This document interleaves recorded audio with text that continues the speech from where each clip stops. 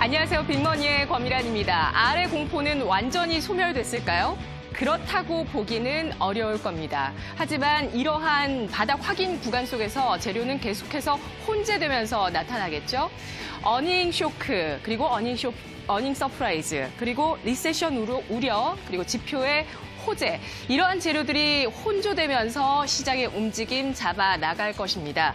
코스피가 방향을 잡을 때까지 시간이 필요한 상황인 만큼 업종별로도 선별적인 접근이 필요하다라는 시각이 나오고 있는데요. 오늘 유한타증권은 코스피 강한 방향성을 드러내기는 어려운 상황이라는 분석에서 코스피가 상승 추세로 자리를 잡지도 못했고 바닥을 완전히 탈피하지도 못했다, 이런 분석을 내놓았었는데요. 마치 4월의 날씨처럼 어떤 땐 정말 완연한 봄 날씨처럼 따사로웠다가 봄꽃도 만개했다가 또 어떨 때는 갑작스럽게 기온이 내려가면서 차가운 바람이 불어오는, 그렇게 주식시장은 역시 훈풍과 역풍을 계속해서 반복하는 움직임 이어나갈 것으로 예상되고 있습니다.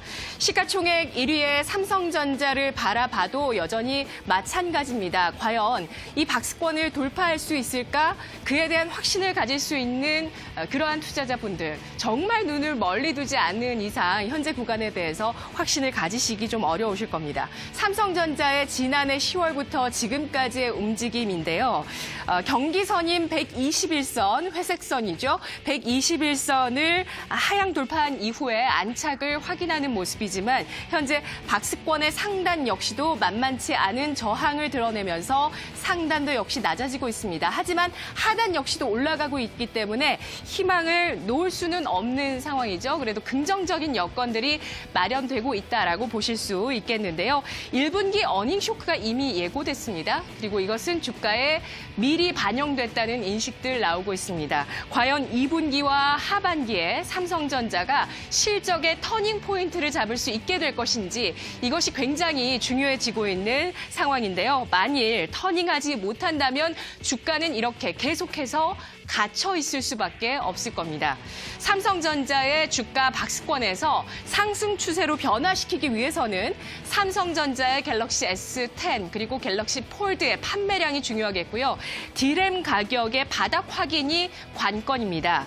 이 두 가지 이슈가 상반기, 하반기에 좋은 결과물로 나타나야 될 것인데요. 메모리 반도체의 가격 추이 함께 보시죠.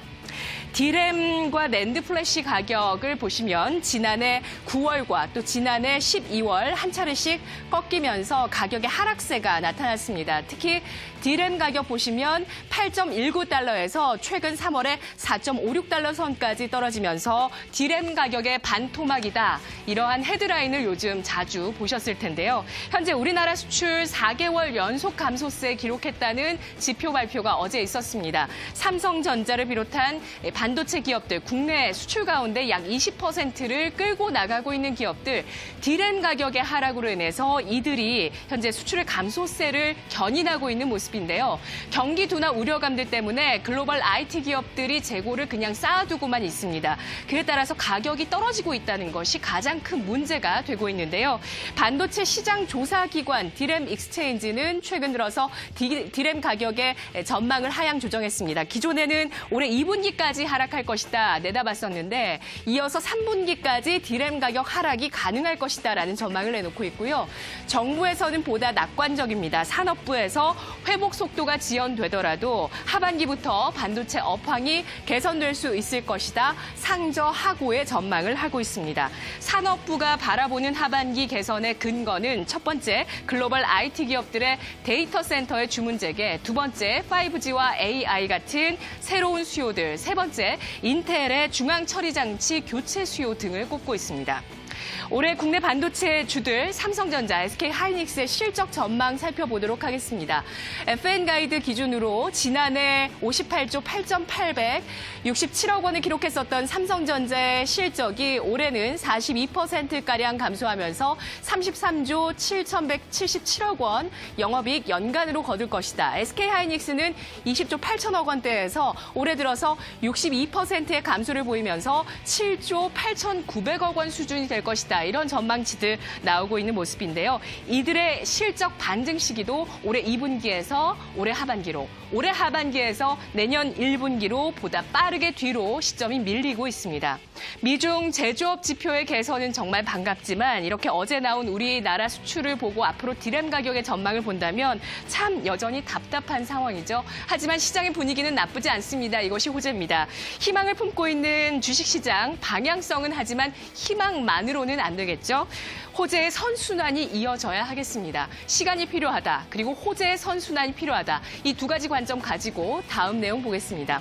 업종의 내용인데요. 이 업종의 전략은 이미 상승 추세가 굳어져 있거나 바닥을 완전히 확인한 섹터를 보자. 유한타증권에서 이렇게 전망합니다.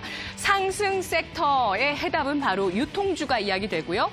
바닥을 거의 확인한 섹터로서는 철강 금속 섹터가 이야기되고 있습니다. 이 두 가지 섹터 모두 배경은 어디죠? 바로 중국의 경기입니다. 시장이 방향성을 잡지 못하고 있을 때 새내기 주로 시선을 돌려보는 건 어떨까요? 경기, 중국 쪽의 경기 회복이 필요한 두 가지 섹터 국면 알아봤고요. 새내기주 이야기 함께 보시죠. 올해 1분기 IPO 결산 분석을 오늘 유진투자증권에서 제시했습니다. 올해 1분기에 총 16개 기업이 상장했는데 스펙주 두 가지를 제외하면 14개 기업, 이들의 비중들을 살펴보시면 건강관리가 4개 기업, 소프트웨어가 3개 기업, IT 하드웨어, 금융, 화학, 그리고 호텔 레저 서비스 이렇게 분포되어 있습니다. 올해 1분기 신규 상장 기업들 뜨거운 관심 속에서 상장됐는데요. 그것은 가격, 공모가로도 입증이 되고 있습니다. 공모가의 상단이나 그 이상의 가격에서 공모가가 형성되었는데요. 단 한 가지 종목 이노테라피만이 공모가 하단에서 공모 가격이 형성됐습니다. 공모가 대비해서 평균 수익률을 살펴보시면 42.8% 수준이고요. 시초가 대비해서 수익률은 평균 5% 이상입니다. 이들 중에서 꾸준하게 관심을 가질 수 있을 만한 그러한 기업은 어디에 있을까요? 바로 눈여겨볼 새내기 종목으로 에코프로비엠, 첨보, 이지케어텍, 현대오토에버, 노랑풍선, 웹캐시, 그리고 드림텍을 꼽았습니다. 사업 내용과 주요 그러한 내용들, 가격 지표들을 쭉 정리를 해뒀더라고요. 에코프로비엄입니다. 양극활 물질을 주로 집중해서 생산을 하고 있고요. 첨보는 2차 전지 소재뿐만 아니라 반도체 디스플레이 소재, 의약품 소재까지 생산을 하고 있습니다. 이지케어텍은 의료 기록 솔루션, 그리고 현대오토에버는 현대차 계열의 SI 기업이죠. 노랑풍선은 온라인 여행사, 웹캐시는 B2B 핀테크와 SI 사업을 함께 하고 있습니다. 드림텍은 지문인식 센서 모듈을 만들고 있고요. 스마트폰의 부품이나 디스플레이의 솔루션, 그리고 전장 부품과 센서를 만들고 있는데 이보다 더 중요하게 성장 모멘텀으로 이야기되고 있는 부분은 의료용 데이터 수집이 가능한 이러한 바이오 센서를 새롭게 개발했다는 것입니다. 지난해 미국 FDA 승인까지 받았다고 하는데요.